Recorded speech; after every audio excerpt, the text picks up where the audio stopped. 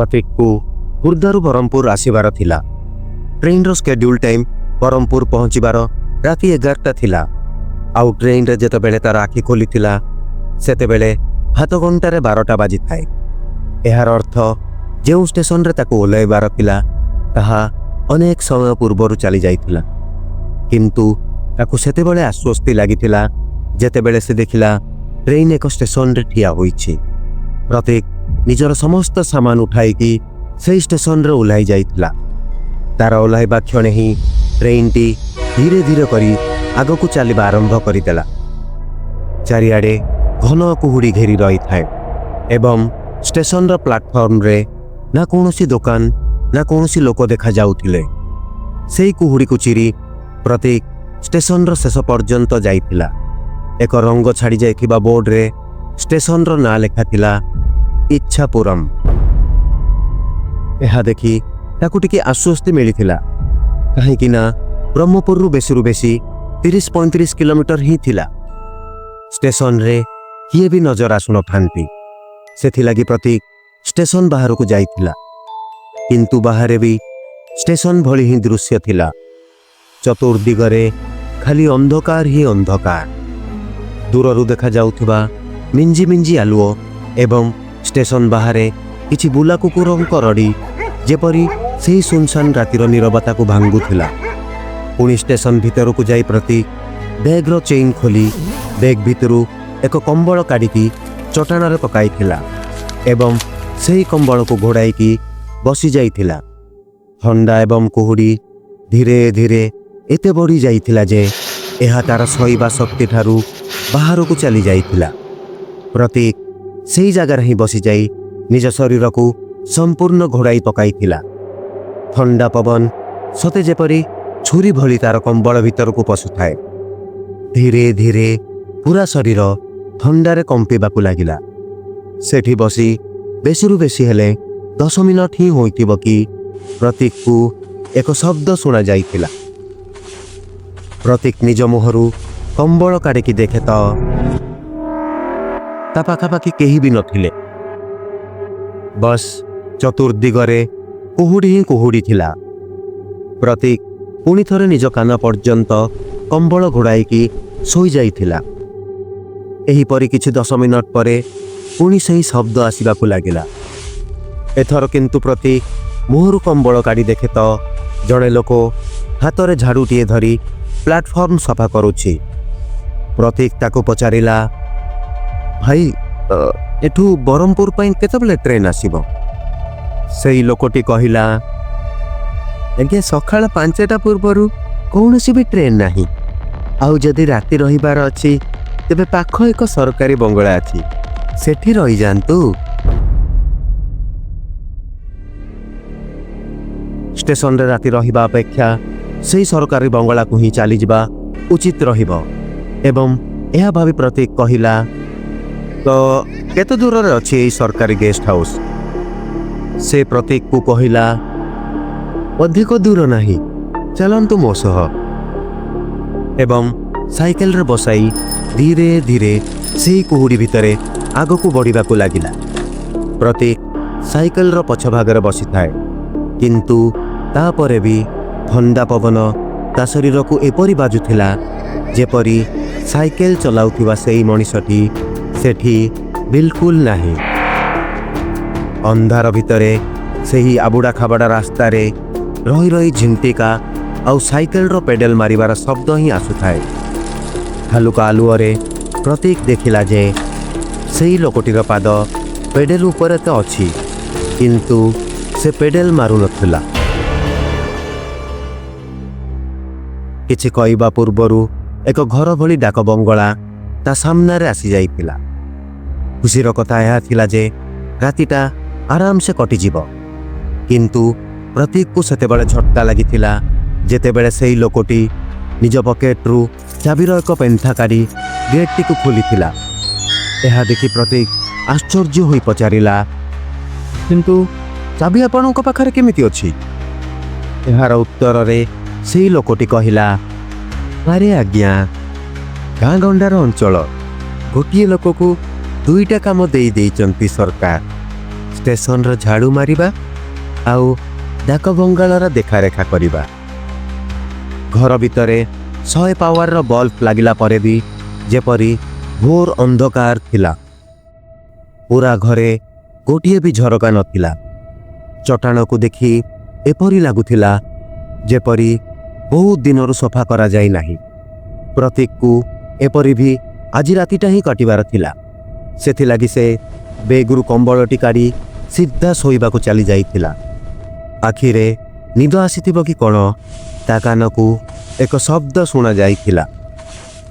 ଆଖି ଖୋଲି ଦେଖେ ତ ସେଇ ଲୋକଟି ରୁମ୍କୁ ସଫା କରିଦେଉଥିଲା।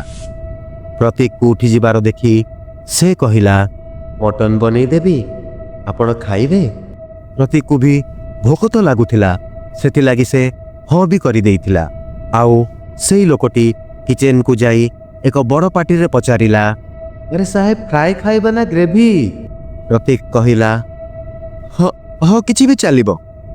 ଏବଂ ସେତେବେଳେ ଏକ ଶବ୍ଦ ଆସିଥିଲା। ଏପରି ଶବ୍ଦ ଶୁଣି ପ୍ରତୀକର ଭୋକ ବି ମରିଯାଇଥିଲା। କିନ୍ତୁ ଏହାପରେ ବି ଯିଏ ତାର ଏତେ ସାହାଯ୍ୟ କରିଥିଲା ତା କଥାକୁ କିପରି ମନା କରିପାରିଥାନ୍ତା।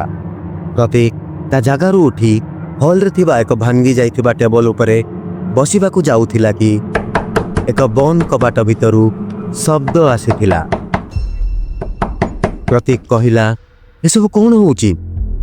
ଆଉ ଏହାର ଉତ୍ତର କାହାକୁ ବି ଡରାଇବା ପାଇଁ ଯଥେଷ୍ଟ ଥିଲା। ଆରେ ଆଜ୍ଞା, ଏଠି ଭୂତ ପ୍ରେତଙ୍କର ସାୟା ଅଛି, କିନ୍ତୁ ଆପଣ ବ୍ୟସ୍ତ ହୁଅନ୍ତୁନି, ଆପଣ ଜାଗାରେ ବସନ୍ତୁ, ମୁଁ ଦେଖିକି ଆସୁଛି। ଏପରି କହି ସେଇ ଲୋକଟି ମଟନକୁ ଏକ ଅନ୍ୟ ପ୍ଲେଟ୍ରେ ରଖି ସେଇ ରୁମ୍ ପାଖକୁ ଯାଇ କବାଟ ଖୋଲି ସେଇ ପ୍ଲେଟ୍ଟିକୁ କବାଟ ତଳୁ ଭିତରକୁ ପେଲି ଦେଇଥିଲା। ଭିତରୁ ଭୟଙ୍କର ଶବ୍ଦ ଶୁଣାଯାଉଥାଏ ଏବଂ ଯେତେବେଳେ ସେଇ ଶବ୍ଦ ଶୁଣାଯିବା ବନ୍ଦ ହୋଇଯାଇଥିଲା ସେତେବେଳେ ସେଇ ଖାଲି ପ୍ଲେଟ୍ଟି କବାଟ ତଳୁ ଘୋଷାଡ଼ି ହୋଇ ବାହାରକୁ ଆସିଯାଇଥିଲା। ସତେ ଯେପରି କେହି ଜଣେ ଭିତରୁ ରହି ପ୍ଲେଟ୍ଟିକୁ ବାହାରକୁ ପେଲି ଦେଇଥିଲା। ଏହାପରେ ପ୍ରତୀକ ଏପଟ ସେପଟ ନ ଦେଖି ନିଜ ବ୍ୟାଗକୁ ସେଇଠି ଛାଡ଼ି ସିଧା ବାହାରକୁ ଦୌଡ଼ିବାକୁ ଲାଗିଲା। ପ୍ରତୀକ କିଛି ଦୂରକୁ ଯାଇ ଧୋଇ ଶୋଇ ହୋଇ ଏକ ଗଛକୁ ଆଉଜି ଠିଆ ହୋଇଯାଇଥିଲା। ଆଉ କେତେ ଦୂର ଆସିଛି ଦେଖିବାକୁ ପଛକୁ ବୁଲେ ତ ତା ସାମ୍ନାରେ ସେଇ ଲୋକଟି ଏକ ଭୟାନକ ହସ ହସି କହିଲା, ଏଇ ତ ସକାଳ ପୂର୍ବରୁ ନାହିଁ ସାହେବ, ରାତି ତ ବଙ୍ଗଳାରେ ହିଁ ରହିବାକୁ ପଡ଼ିବ।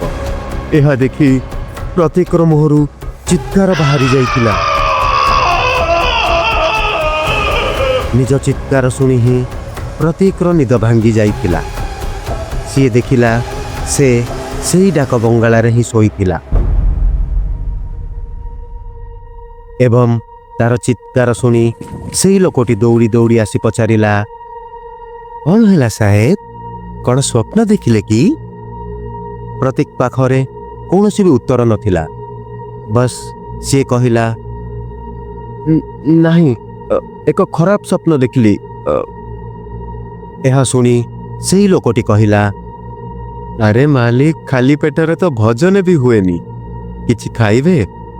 ମଟନ ବନେଇଦେବି? ପ୍ରତୀକକୁ ଯେପରି ନିଜ ସ୍ୱପ୍ନର ସେଇ ଭୟଙ୍କର କଥା ମନେ ପଡ଼ିଯାଇଥିଲା। ସେ କହିଲା, ନାହିଁ, ମୋତେ ବିଲକୁଲ ଭୋକ ଲାଗୁନି, କିନ୍ତୁ ମୋତେ ଏଠି କିଛି ଅଲଗା ପ୍ରକାରର ଲାଗୁଛି। ଏହା ଶୁଣି ସେଇ ଲୋକଟି କହିଲା, ଆରେ ସାହେବ, କିଛି ଘଣ୍ଟାର ତ କଥା, ମୁଁ ଗୋଟେ କାମ କରୁଛି, ଆପଣଙ୍କ ସହ ତଳେ ଶୋଇଯାଉଛି, ଆଉ ଆପଣ ସେଠି ସେଇ ଖଟ ଉପରେ ଶୁଅନ୍ତୁ, ସେଠି ଟିକେ ଆରାମ ମିଳିବ। ପ୍ରତୀକ ବି ତାର କଥାରେ ହଁ ମାରି ଦେଇଥିଲା ଏବଂ ସେଇ ଲୋକଟି ବି ନିଜର ଏକ ଚିରା ଫଟା କମ୍ବଳ ଆଣି ସେଇ ଜାଗାରେ ତଳେ ଶୋଇଯାଇଥିଲା। ଶୋଇବାର କିଛି ସମୟ ପରେ ପ୍ରତୀକର ନିଦ ସେଇ ଶବ୍ଦ ଶୁଣି ପୁଣି ଭାଙ୍ଗି ଯାଇଥିଲା, ଯେଉଁ ଶବ୍ଦରେ ତାର ନିଦ ଆଗରୁ ଅନେକ ଥର ଭାଙ୍ଗିଥିଲା। ପ୍ରତୀକ ନିଜ କମ୍ବଳ ଭିତରୁ ମୁହଁକୁ କାଢ଼ି ଦେଖିଲା ଆଉ ଯାହା ବି ଦେଖିଥିଲା ସେଥିରେ ତାର ରକ୍ତ ପାଣି ହୋଇଯାଇଥିଲା।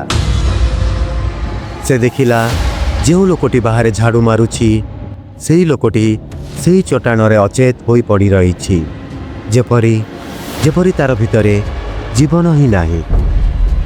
ପ୍ରତୀକ ଚୁପଚାପ ନିଜ ବ୍ୟାଗକୁ ଉଠାଇଲା ଏବଂ ପାଦକୁ ଚାପି ଚାପି ରୁମ୍ର ବାହାରକୁ ବାହାରି ଯାଇଥିଲା।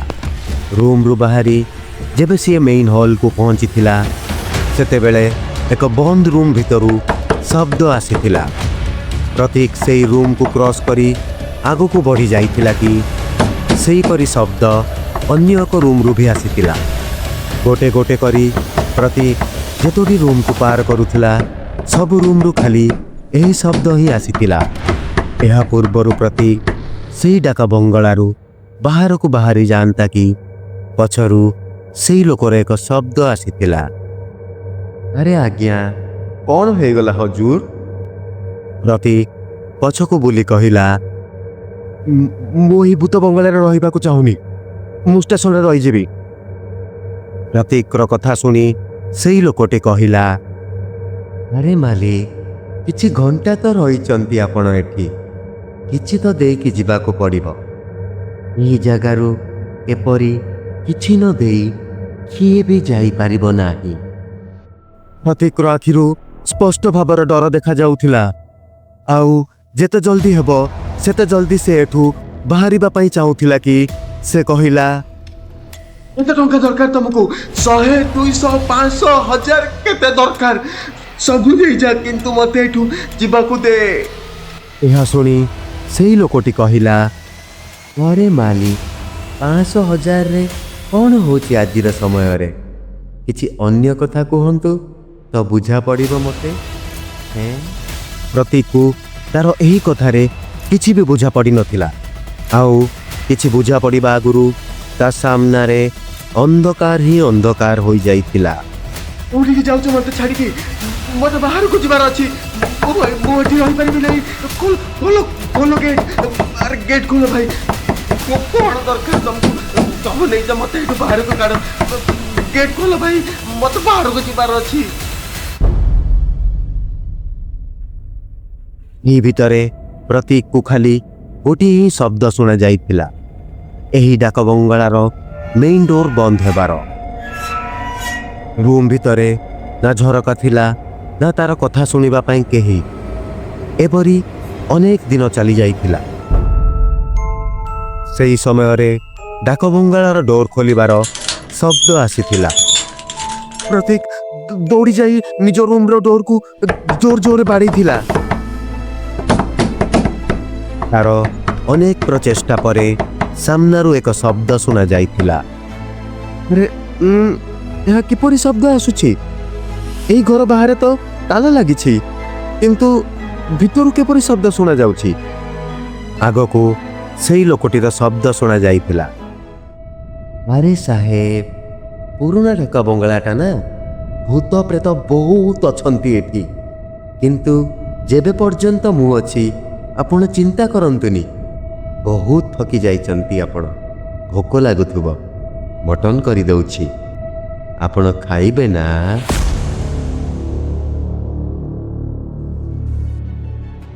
ଆଜି ପାଇଁ ଏତିକି। କାହାଣୀଟି ଆପଣମାନଙ୍କୁ କେମିତି ଲାଗିଲା କମେଣ୍ଟସ୍ ମାଧ୍ୟମରେ ନିଶ୍ଚୟ ଜଣାଇବେ। ଯଦି କାହାଣୀଟି ଆପଣମାନଙ୍କୁ ଭଲ ଲାଗିଥାଏ ତେବେ ଭିଡ଼ିଓଟିକୁ ଲାଇକ୍ ଏବଂ ଚ୍ୟାନେଲଟିକୁ ସବସ୍କ୍ରାଇବ୍ କରିବେ। ନମସ୍କାର। ବନ୍ଦେ ଉତ୍କଳ ଜନନୀ। ଜୟ ହିନ୍ଦ, ଜୟ ଭାରତ।